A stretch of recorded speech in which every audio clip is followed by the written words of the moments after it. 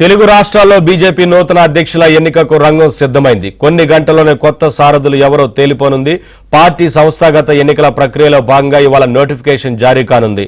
సోమవారం నామినేషన్లు స్వీకరించి జూలై 1న అధ్యక్షుడి పేరును అధికారికంగా ప్రకటించనున్నారు. ఏపీలో ఎంపీ పాకా సత్యనారాయణ ఎన్నికల షెడ్యూల్ ప్రకటించారు.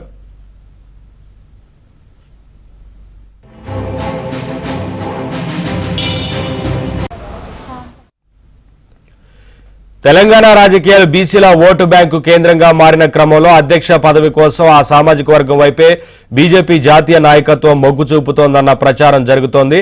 అందులోనూ ఎంపీకే ఎక్కువ అవకాశాలు ఉన్నట్లు సంకేతాలు వెలువడుతున్నాయి.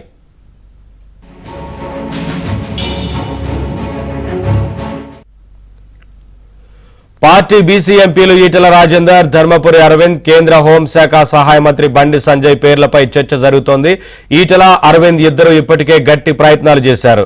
బండి సంజయ్ పేరు కూడా వినిపిస్తున్నా తాను రేసులో లేనని గతంలో ఆయన పేర్కొన్న అంశం చర్చనీయాంశంగా మారింది. ఒకవేళ ఎంపీకి కాకుండా మరో సీనియర్ నేతకు పట్టం కట్టాలనుకుంటే మాజీ ఎమ్మెల్సీ ఎన్ రామచంద్రరావుకు అవకాశం దక్కవచ్చన్న చర్చ జరుగుతోంది.